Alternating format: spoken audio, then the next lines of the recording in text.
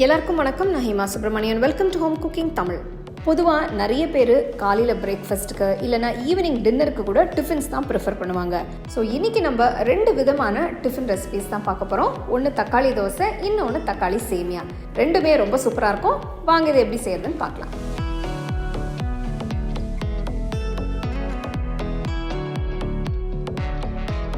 தக்காளி தோசை பண்ணுறதுக்கு நான் 250 ml கப்பில் 3/4 கப் பச்சரிசி எடுத்து நல்லா கழுவி 2 மணி நேரம் ஊற வச்சுருக்கேன்.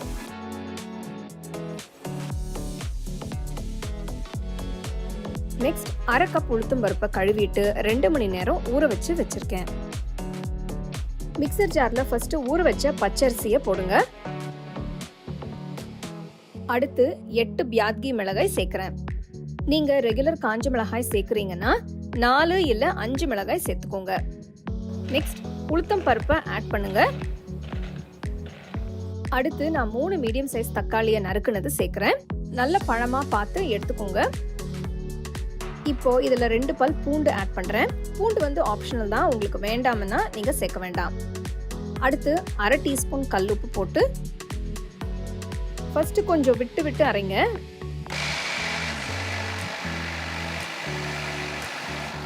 மிக்ஸியை ஓப்பன் பண்ணி லைட்டாக மிக்ஸ் பண்ணி விடுங்க.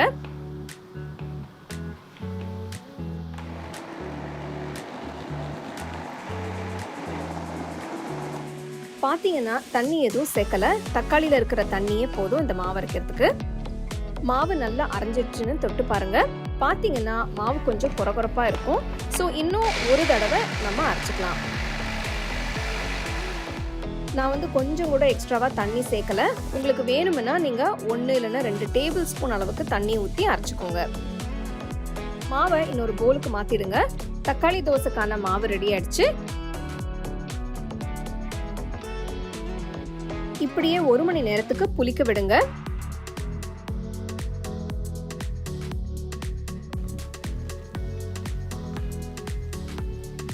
ஒரு மணி நேரத்துக்கு அப்புறம் கொஞ்சமா தண்ணி ஊற்றி தோசை ஊத்துற பதத்துக்கு மாவை கரைச்சிக்கலாம்.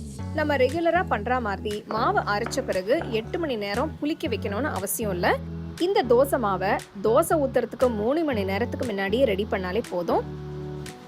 இந்த மாவு வந்து ஒரு நாளைக்கு மேல ஃப்ரிட்ஜில் வச்சு யூஸ் பண்ணாதீங்க. ஃப்ரெஷ்ஷாக அரைச்சு செஞ்சீங்கன்னா டேஸ்ட் நல்லா இருக்கும். மாவு பார்த்தீங்கன்னா ரொம்பவும் தண்ணியா இருக்கக்கூடாது, ரொம்பவும் கட்டியா இருக்கக்கூடாது. எடுத்து ஊத்துற மாதிரி இருக்கணும். பாருங்க இந்த மாதிரி. இப்போ நம்ம தோசை பண்ண ஆரம்பிக்கலாம். தோசை கல்லை சூடு பண்ணிட்டு கல் சூடானதும் 1 கரண்டி மாவை எடுத்து ஊற்றி தேக்க ஆரம்பிங்க. 2-3 செகண்ட்ஸ்க்கு அப்புறம் கொஞ்சமா எல்லா பக்கமும் சென்டர்லயும் நெய் ஊத்துறேன். உங்களுக்கு நெய் வேண்டாம்னா நீங்க எண்ணெய் கூட யூஸ் பண்ணிக்கலாம், அது உங்க விருப்பம்தான்.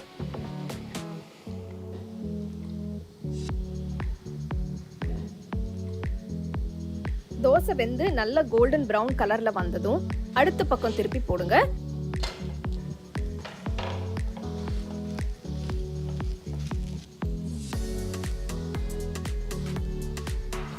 நம்மளோட தக்காளி தோசை சூப்பரா ரெடி ஆயிடுச்சு. நல்ல சூடா சர்வ் பண்ணுங்க.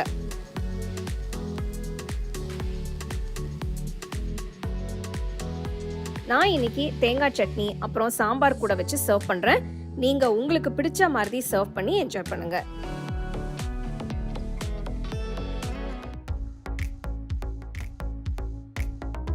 ஃபர்ஸ்ட் நம்ம சேமியாவை வறுத்துக்கலாம். அதுக்கு பேன்ல 1/2 டீஸ்பூன் நெய் ஊத்துங்க. நெக்ஸ்ட் 1 கப் சேமியாவை சேர்த்து வறுத்துக்கோங்க. நீங்க எந்த கப்ல சேமியா எடுத்திருக்கீங்களோ அதே கப்ல தண்ணியும் அளந்துக்கோங்க. நல்ல ஒரு கோல்டன் பிரவுன் கலர் வர வரைக்கும் சேமியாவை நல்லா வறுத்துக்கோங்க.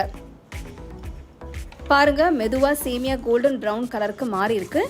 இந்த ஸ்டேஜ்ல அடுப்பை ஆஃப் பண்ணிட்டு சேமியாவை இன்னொரு பிளேட்டுக்கு மாத்திடுங்க. இப்போ அதே பேன்ல 1 டீஸ்பூன் நெய் ஊத்துங்க. வேர்க்கடலையை சேர்த்து வறுத்துக்கலாம். வேர்க்கடலை வந்து ஆப்ஷனல் தான். நான் ஒரு நல்ல கிரன்ச்சினஸ்க்காக நான் வந்து ஆட் பண்றேன். நீங்க வேர்க்கடலுக்கு பதிலாக முந்திரி பருப்பு கூட சேர்த்துக்கலாம். வேர்க்கடலை வறுத்ததும் எடுத்து தனியா வச்சிருங்க. இப்போ ஒரு அகலமான கடாயில 1 டீஸ்பூன் நெய், அப்புறம் 1 டேபிள் ஸ்பூன் எண்ணெயை ஊத்துங்க. நெக்ஸ்ட் 1 டீஸ்பூன் கடலைப்பருப்பு, 1 டீஸ்பூன் உளுத்தம்பருப்பு, 1 டீஸ்பூன் கடுகு, 1 டீஸ்பூன் சீரகம் சேர்த்து லைட்டாக மிக்ஸ் பண்ணுங்க. கடுகு பொரிய ஆரம்பிச்சதும் 1/4 டீஸ்பூன் பெருங்காயத்தூள் ஆட் பண்ணுறேன். அடுத்து 1 வெங்காயம் பொடியை நறுக்கினதை சேர்த்து 1 நிமிஷத்துக்கு வதக்குங்க. நெக்ஸ்ட் 2 பெரிய பல் பூண்டு பொடியை நறுக்கினது, 2 பச்சை மிளகாய் பொடியை நறுக்கினது, கொஞ்சமாக கருவேப்பிலை சேர்த்து நல்லா வதக்குங்க. வெங்காயம் 2-3 நிமிஷம் வதங்கின பிறகு 2 தக்காளியை பொடியை நறுக்கி போடுங்க. அடுத்து 1/4 கப் ஃப்ரெஷ் பச்சை பட்டாணி சேர்க்குறேன். உங்களுக்கு வேணும்னா நீங்கள் கேரட், பீன்ஸ்னு மற்ற காய் கூட ஆட் பண்ணிக்கலாம். 5 நிமிஷத்துக்கு வதக்குங்க. 5 நிமிஷத்துக்கு அப்புறம் 1 சிட்டிகை மஞ்சள் தூள், 1 டீஸ்பூன் மிளகாய் தூள், 1 டீஸ்பூன் உப்பு சேர்த்து நல்லா மிக்ஸ் பண்ணுங்க. 1 கப் சேமியாக்கு 1/2 கப் தண்ணி ஊற்றுறேன். லைட்டாக கலந்து விடுங்க. கடாயை மூடி வச்சு 2-3 நிமிஷத்துக்கு வேக விடுங்க. 3 நிமிஷத்துக்கு அப்புறம் கடாயை ஓப்பன் பண்ணி இப்போ வறுத்து வச்ச சேமியாவை சேர்க்குறேன்.